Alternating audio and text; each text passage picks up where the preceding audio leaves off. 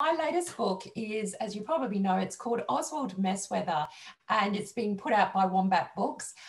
It's a picture book, and I love writing picture books that have a sort of a underlying message in them as well. I don't set out to write issue-based books and books with heavy emotional themes and things, but sometimes it's just that's the story that wants to be told. And in Oswald's case, I was musing in my mind one day about, all the acronyms that we hear in the classroom these days, like ADH and the autism spectrum, those kind of things, and the associated mental or conditional disorders that happen with them. And it occurred to me that I haven't really read a picture book that addresses OCD or obsessive compulsive disorder in children. And so I was musing on that, and I was thinking about characters' names, and that's how I came up with Oswald Messweather. His full name is actually Oswald Constantine Dorian Messweather. And I thought, you know what? I'm going to write his story. I want to see how a small person deals with a condition like that we as adults might be familiar with, but how does a child cope with it? How does that impact his life, his school life, his days, and how does he overcome that? So that's where the genesis of this particular book came from.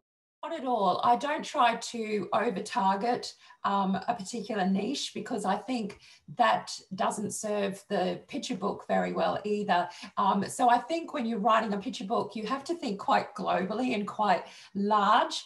So first and foremost, I want anybody, any small person, any child, and also their carers or their parents, the teachers that are reading with them, to be able to pick up a book like this and to not only sort of get deeper into Oswald's personal story, but to maybe see a reflection of themselves. So it might be someone who is suffering from that condition, or it might be a family member who is suffering from that condition, and then they can relate to that.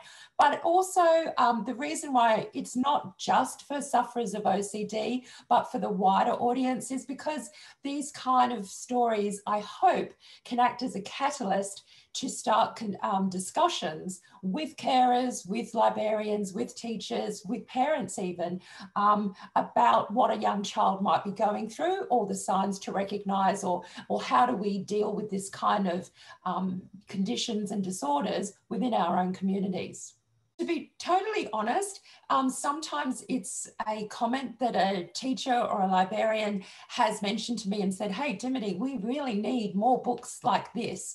And in this case, to be honest, there wasn't any such suggestion. It was purely a light bulb moment in my own mind. And I didn't even really know children until I started researching the topic, how many kids are affected with this kind of condition.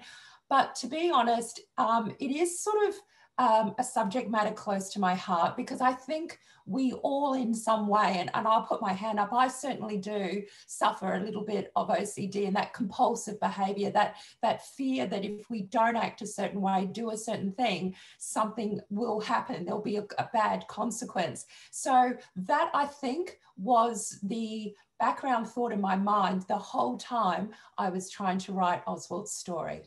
Because I'm very much what we call a pantser writer. Like, I do write by the seat of my pants.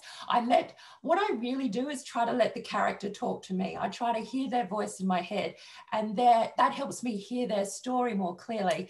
And that was very much the case with Oswald Messweather.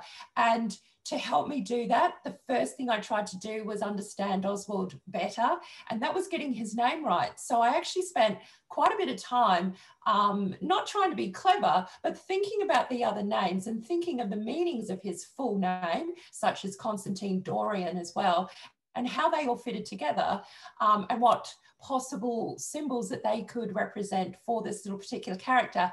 And of course, then they became the acronym for OCD. So I think it stemmed from there. And then it was very much just a case of, I was thinking, how could I represent his OCD behaviour? And that's where I came up. The original manuscript actually was called The Dinky Doos, and it was based on little toy figurines, if you like, that he had with him and carried everywhere. And he used those to fuel his compulsions, like he'd line them up and clean them. It wasn't until many drafts later that we actually tried to change that more to the crayons, which I think is better because it lent itself to being more creative, to finding a creative output for Oswald, and therefore helping him ultimately manage the condition. So yeah, the crayons developed from little toys through to his pocket pals like that, his companions, if you like. I guess it's sort of almost a connection. I really hope that even, as I was saying, sufferers that don't, oh, sorry, people that aren't sufferers of OCD, I hope they can feel a closer affinity with perhaps those, their colleagues or their workmates or their schoolmates that do suffer from conditions like this, and to realize that, you know, behavioral, especially in the classroom, behavioral negatives are not always attributed to just bad behavior and trying to be naughty, that there sometimes is underlying reasons why children act as they act. And I think that's a really important thing to realize. And I really do think picture books like this bring those kind of things more to the forefront,